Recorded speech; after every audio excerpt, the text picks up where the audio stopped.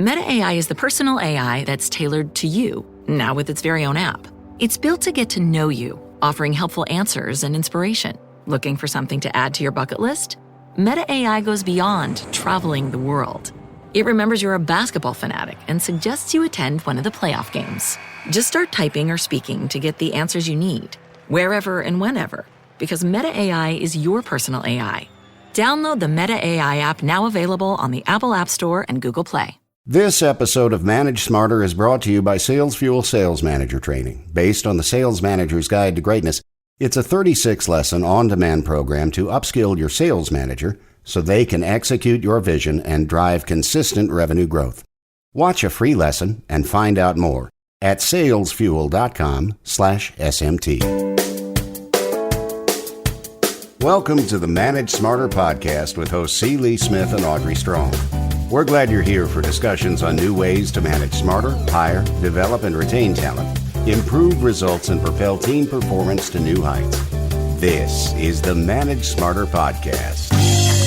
Come in, everyone. Welcome to the Manage Smarter podcast on the Sales Experts channel and all major podcast outlets. I'm Audrey Strong, Vice President of Communications here at SalesFuel. And I'm C. Lee Smith, the President and CEO of SalesFuel.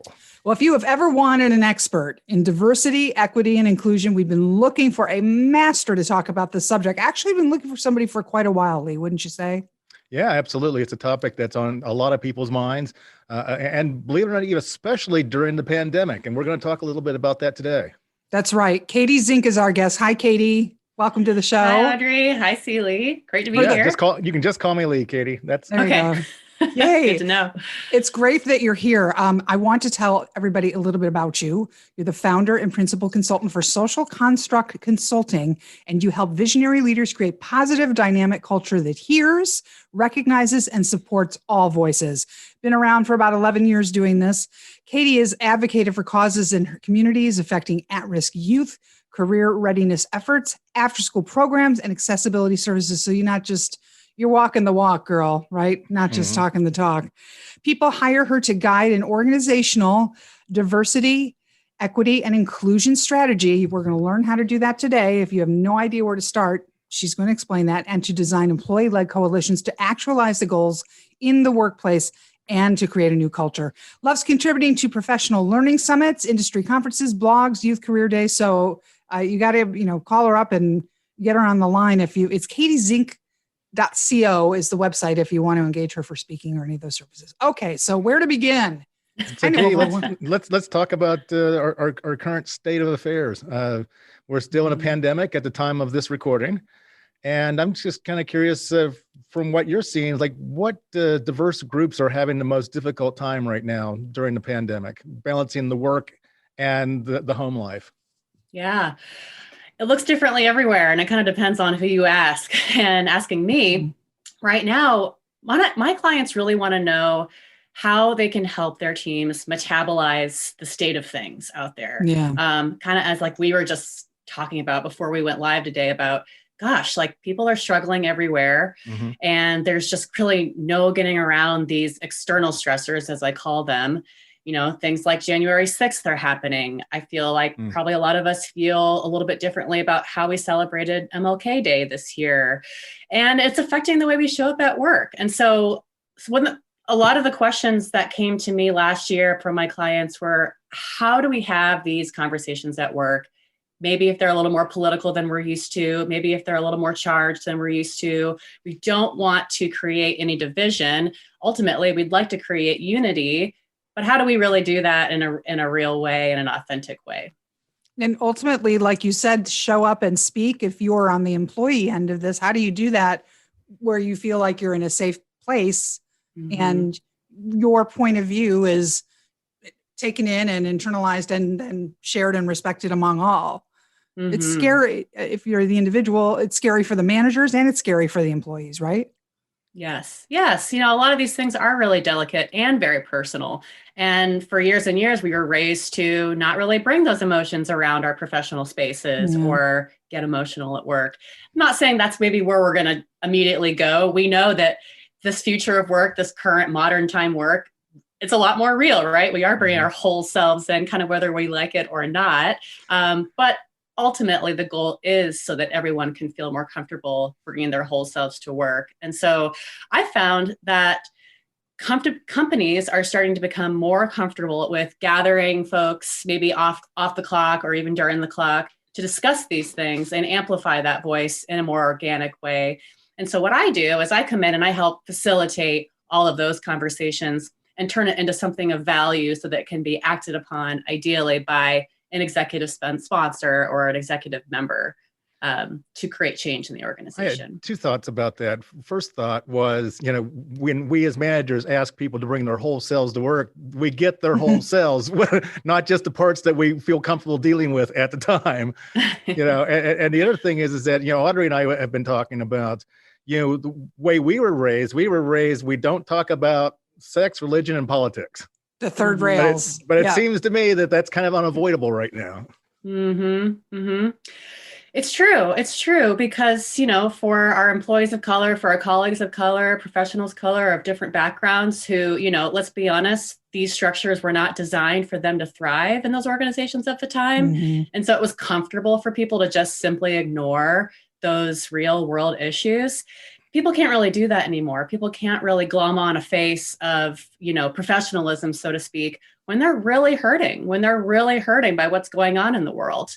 When it's just become a point where I can't bring my whole self to work and be professional at the same time, because what's going on right now is truly devastating. So that is a huge difference. And everyone's kind of being asked to step out of their comfort zone around that right now. Mm-hmm. But I think it's for good. I really do. I think it'll help us all grow together. So how do you get someone who was raised the way Audrey and I were raised, with that thought in mind, to get more comfortable, or at least get comfortable with being uncomfortable in that situation? Mm-hmm. Well, I think even leaders of any generation can recognize that when you're comfortable, you're not growing, right? Mm-hmm. And so it's okay to be uncomfortable. And like you said, Lee, we have to learn how to be comfortable, not comfortable. But how do you become more comfortable? I think you just have to familiarize yourself with what is going to happen in the very near future. I mean, there is a rapid escalation of change happening with the way we work, with the way people are educating themselves, with the types of expertises that are even emerging. I mean, I don't want to sit here and say that I'm the master or the expert in diversity, equity, inclusion. People have been doing this work for a very, very, very long time. Fortunately, it is more commonplace, and we see these titles sprouting up more and more agencies like mine sprouting up.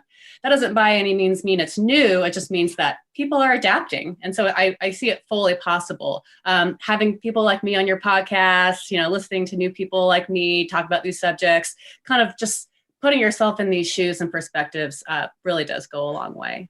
Well, and they're recognizing the value in having these conversations and getting uncomfortable together, because as you say, DEI helps them attract the best talent ultimately. That's proven. Mm-hmm. And it's a reorg of the lens of putting people ahead of profits in some ways. Do you want to talk about those two things and some of the metrics behind that? Yeah. So I've been writing a lot about this lately, what I call culture of growth. And I know I'm on a sales podcast, and I have come from a sales background, so I can hang on this subject here. Yeah. Culture of growth to me really does mean putting the growth of your people first. I was listening to a Brene Brown podcast earlier this week, and she had an author on her show recently that was discussing, for too long, sales organizations have tolerated those genius a-holes, so to speak, those people that are total jerks, but they produce. They can bring in those numbers. They can meet those quotas. I.e. the number one salesperson. Right. The top performers. Yes.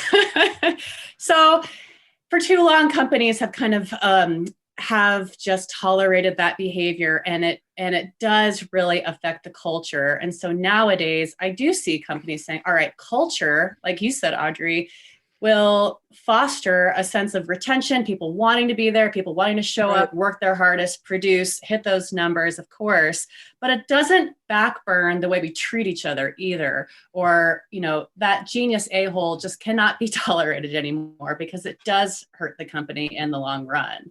And they're a legal liability these days. Definitely. Yeah. Yeah. That's another huge cost. Another thing that I'm excited about personally, because it totally bodes well for my work.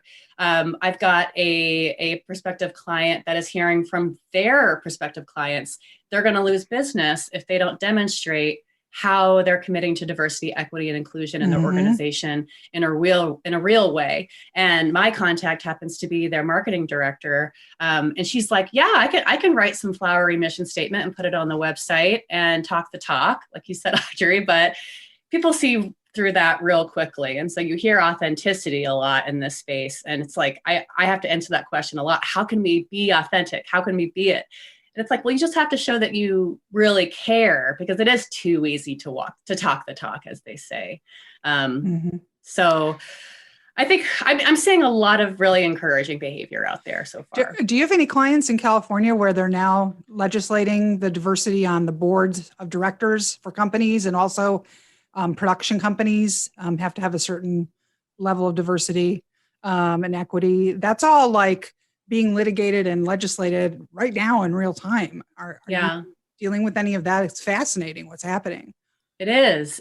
Yes, it's intense, right? I don't have clients that are doing that right now. Most of my clients are kind of still in the Portland, Oregon area for now. But yeah, I mean, it's no longer just a market demand. We're acknowledging now that it is a market demand, but it is also becoming a strict requirement in more ways than one. And I think boards are, I have conversations like that a lot with people that if you're not really walking the walk in your board setting, then you're not really going to go far. That makes sense. I have to ask this question. And I'm looking at the screen and I'm seeing 3 white people talking about diversity and inclusion. And I'm wondering, so you as an expert, it's like, what advice can you give to managers and leaders who are white, to, pick up the mantle or whatever and be champions of this sort of thing and be unabashed about it? It's a good question. And it's definitely one I think about every day, and how to best show up given my own identity and background, and the identity and backgrounds of many people currently in leadership, where this work does need to really start at the top in an organizational sense. And it's not really the case. We're seeing, many organizations still are dominantly white. Leadership teams are dominantly white, boards, all these things. And so, what Audrey's saying, these mechanisms are now in place to try to really change that. But how do we move it forward without crippling it or confusing it or slowing it down in any way? Just because we don't want to seem as though we're speaking for other people as white people. What we really want to do is learn how to take the cues and learn how to apply support where we can and show up in the best way, learn when to speak, when not to speak, when to advocate, when to follow. That's a dance I dance every day as well. I was going to say, how do you do that? I don't agree with identity politics, where I have lots of gay friends and you're saying to me, because you're a cis female, you're not allowed to be a champion for that protected class. Yes, I can. Yes, I can. Yeah, we can all be allies. So you shouldn't take yourself out of being involved in this simply because you're Caucasian, is what I'm saying. Like, you can be a champion with your peers and your colleagues and your friends and all of that. But like you said, though, for people who want the identity side of it, okay, you're going to launch this program in the company. Now be quiet. How do you do it in a tactful way? You kind of made it sound like it's a bit of a maze. It can feel that way to managers and leaders. It's not easy to know when you should maybe back off and listen, or speak up, speak out, call in, call out, kind of what you want to, what's your style. I would agree, though. I don't think it's appropriate to do nothing. I think doing nothing is the problem. I think we just have to figure out where to listen and where to speak out, as I've kind of been saying a couple of times. And I can give you a practical example of what I was really hoping do you would in my services. Sessions. How do you facilitate that? So I know that your audience, a lot of the folks in your listeners are people leaders, are sales leaders. Maybe they're leading startups. They're leading maybe growing organizations. I created a membership for folks kind of like me. I'm similar in that camp, right? I'm a startup leader. I'm an entrepreneur, and I'm having to sell my own services and find community out there. So I've formed a community of people with privilege, people with a platform, entrepreneurs. I like to say visionary leaders too. So it's in no way limiting, but change agents, people that are ready to acknowledge that we need to change the way we show up at work and create culture at work, and are ready to learn together. So I think, Lee, when we connected, we talked a little bit about my facilitation skills and kind of how that informs the way I serve my clients. So in this setting, I call it the community call to action. And it's a membership group for these folks to come. We join virtually right now. And we discuss topics that are really, really relevant to the now. So for example, I have my group meeting tomorrow night. We're discussing abolition. We're discussing why abolition might freak us out, why we don't understand it, our questions, our doubts. A lot of us were showing up to the Black Lives Matter protest over the summer, and we were chanting defund the police. Many of us do believe the police should be defunded, but we're trepidatious with it. We might not fully understand why that's needed. And so my intention was to pause and take a moment to understand, okay, abolitionists have been around obviously forever. They've been around since slavery was abolished. Number of things in our social timeline have been abolished. There are obviously people that were for abolition then. What's happening now? Like, what are people's hangups now? And so what we do is we get together, we understand kind of these social change issues. I facilitate conversation, I give assignments, and then I'll bring in other experts. So I'll bring in people with backgrounds who are that have that lived experience in the Black community or the BIPOC community, you could say.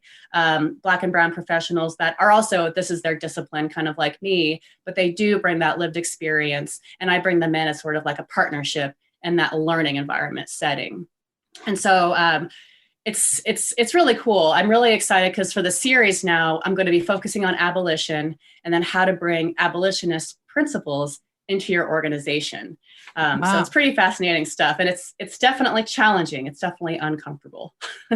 So what does a rollout within, I'm your client, you've done the facilitated session. HR might have been in on that too, because ultimately they're kind of the implementing this, but what does the rollout look out, and how do you get buy-in from everyone? Yes.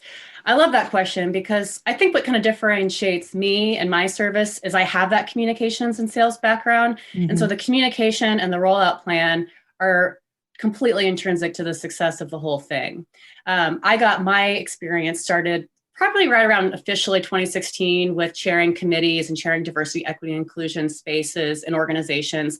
As far as I know, that's kind of when I first saw that happening and was able to get involved. I was working at an ed tech company here in Portland, and I began chairing the committee, and I did so for 2 years.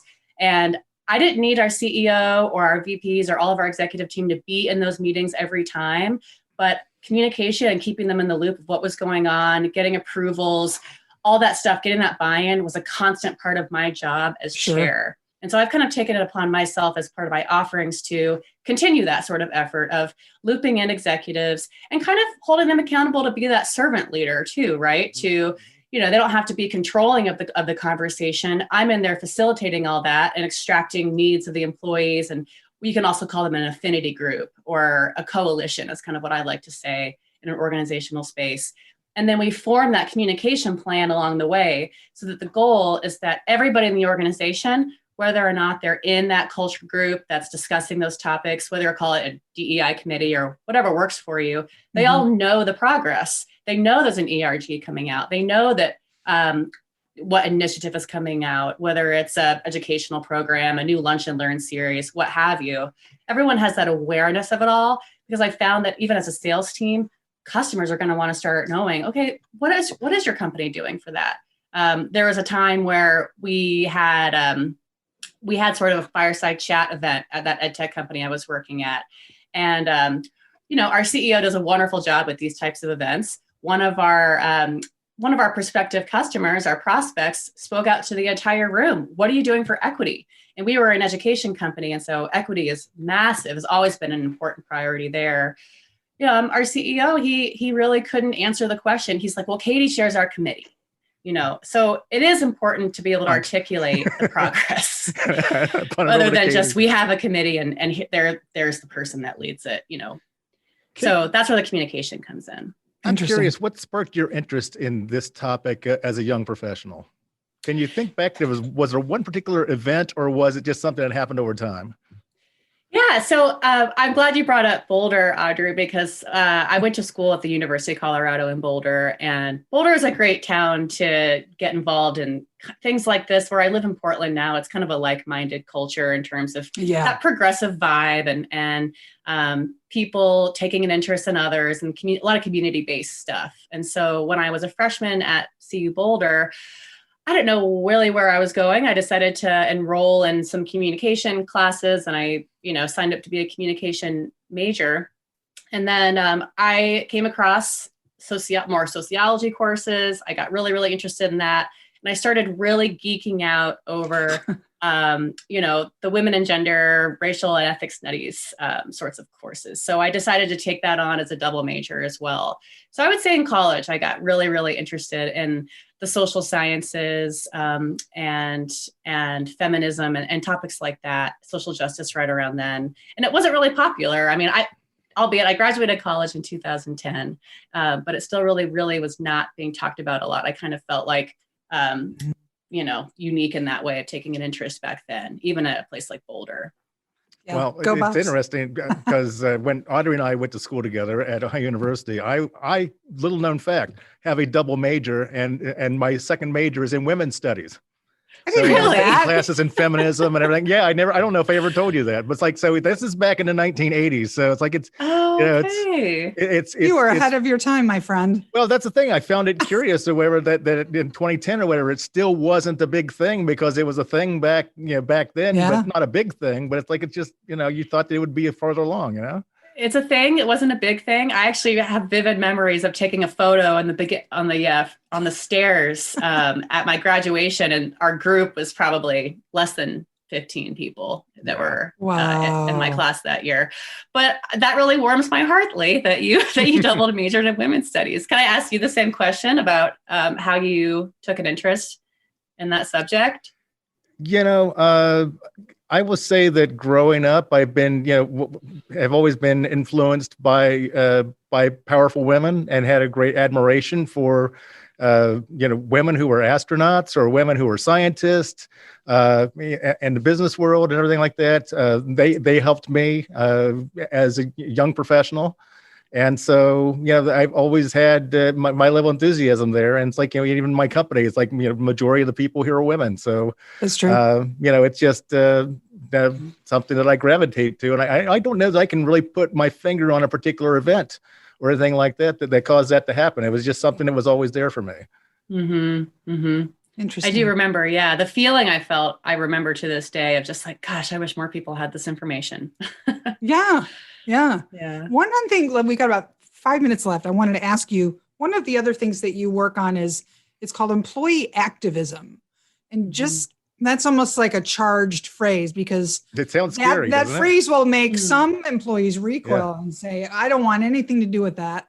Or do I have to go do that? Or I don't want to. And other people are like, yeah, let's go do it. How do you, the activist, right? The activist says, let's go. What does that mean? What is that in practice? And then how do you manage that? Mm-hmm. I appreciate that question. Mm-hmm. Yeah. So I like to say I'm focused on the intersection between employee activism and culture. And I was actually sitting in a women in business kind of membership presentation earlier this week. And I didn't really follow this metaphor, but I think this is maybe somebody who presented it has been in business, for about 17 years. And so this metaphor has worked for her. But in order to have a scalable business, you need to either be a painkiller or a vitamin. And I sat there thinking like, I don't know which one is better. Which one is right? Is it the drug or is it the thing we need to be healthy? I'd say vitamin. You say vitamin. I say steroid. You say steroid. Okay. To scale, right? Apparently the correct answer is to be a painkiller. Why? This surprised me. Yeah, because it's the most immediate need, right? If you have a headache, a migraine, you need to pop a painkiller in order to get through your day. I don't know if I really agree with this metaphor, but the point is that you need to create something that's an immediate need for your market, right? Like that need to have versus that nice to have, which I think, we can One's wrap our heads short around term that though, one. and one's long term. Well, exactly. You need both of them. It's just that people are willing to pay money for the painkiller because when they're in pain, they want it to go away. Aviator gin. Yeah. No, well, yeah, I'm not sure which category that falls under. Well, it makes me feel better that it's not really resonating for you too as well. No. No, I'm not getting it. No. The reason I bring it up is because to your question about employee activism, how it might totally freak some people out, how it might even turn some people off, but it also might rev others up. When I have to make decisions about which companies I want to work with, as it's important for any entrepreneur and any consultant, that's kind of my differentiator there is I really want to work with companies that care and that this is their painkiller. What I have is killing the pain they experience by not having the support that I can provide. I believe that my clients will see more success there if the kind of people that I work with get revved up and jazzed about employee activism. If there's people that just like put on their hood and don't want to look up and look away, I'm not really interested in working with the people that don't care that much because it just won't go as far as I'd like it to go. That's a fair answer. So I go back to my first question about the people that are having the most difficult time during the pandemic, and so I'm thinking about the groups that have been, harmed the most by the virus. I'm thinking about the people that have lost their jobs the most, or fear for losing their job because of the virus. I think about the parents who are now working from home and having to teach their kid, as they attend classes on Zoom and that sort of thing. But they didn't really sign up to be a teacher, but it's, so they're having to juggle all of that. And so the work-life balance thing becomes even more blurred. And so I'm thinking about those people, and that leads me to the wonder about, are the companies themselves having a more challenging time executing their DEI strategies during this pandemic? Mm-hmm. Yes. Yeah, I would say short answer is yes, because historically in organizations, it hasn't been prioritized. I think I want to say back when I'm thinking into April of last year, right when all this stuff was really fresh, with the pandemic specifically, those teams were getting cut first. As a consultant in the space, I was having a heck of a time connecting with people around that time, as you can imagine. It's depending on what company you're looking at, it's not a priority. It either is or it isn't. I believe for it to be successful, it needs to be a priority, even under these difficult circumstances. In my opinion, it's even more important. One of my clients says, this was the year of HR. 2020 was the year of HR. We had to learn how to compassionately lay people off. We had to learn how to figure out home, constant remote work. And like you're saying, homeschooling while working, all of that, that's the year of people, right? It's like, I don't think that HR, it should all fall on their plate to figure out the employee experience, the work-life balance. I like the emergence of people operations teams. I find that my work kind of fits in that a little more squarely. So I think your question is more so, how do we keep DEI, anti-racism work top of mind while we're kind of still in this survival mode? And that is an existence in a pandemic. Yeah, it's a lot. It's a lot to really juggle all the time. I don't think there's ever a time to forget about social equity and belonging where we have to show up every day. I mean, I think that this is actually something I was writing about in my newsletter this week. 2020 gave us probably the most opportunities of ever to be into our full authenticity, have tough conversations, and bring our whole selves to work, even when it's hard. So the way I see it is it's DEI is one aspect of it, to making sure there's equity and opportunity for all to thrive, but it's culture. That's kind of a change I made in my brand recently, is kind of zooming out a bit and just thinking about the holistic culture and what that means in these parameters of a pandemic. It's more important than ever. There's never a time not to have fairness and justice, and never a time then for you to not be thinking about your employees and how they work and play well with each other. And, and also then, your employees as people and what they're going through, and it's like, and we're all going through a lot. And, on one hand, it's great to see the Zoom call, where you get to see, their kids, or you get to see the dog come up or whatever, while you're having the meeting like that. You feel like you get to know them a little bit better. I think that's a positive out of all this. But it's like this is not like an option on a new car or anything like this. This is just something that has to be. And so, and especially right now, because there's a lot of people hurting, and we have to be compassionate to those people. But also, as we were talking about in the pre-show, it's like we got to count our blessings. That we're not out on the street in Portland and Denver and everything like that. That we have warm houses, and we have jobs if we have them, and we have means, and most importantly, we have people that care about us. And I think that's all anybody wants. Yeah. I mean, just the fact that we can do our work on the day-to-day here on a computer and connect remotely, I mean, that speaks volumes. And one of the things I was reflecting on a lot over the last year is the concept of intersectional safety, and just means that not everybody feels safe right now. Right. Mm-hmm. Well, if you'd like to implement a program like this, or have Katie, facilitate a workshop, all the various amazing things that you do, Katie, it's katiezink.co, and it's ZINK, not zinc like the supplement. That which you need to be taking during the pandemic, by the way. Which you should take with your vitamin D. And then for your LinkedIn, and your painkiller and your martini. Now, Katie S. as in Sam Zink on LinkedIn. Katie, this has been great ideas.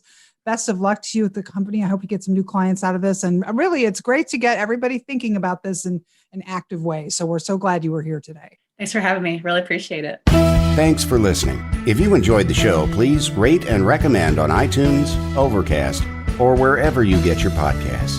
You can also get more great information at salesfuel.com.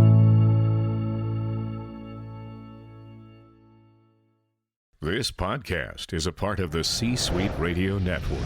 For more top business podcasts, visit c-suiteradio.com.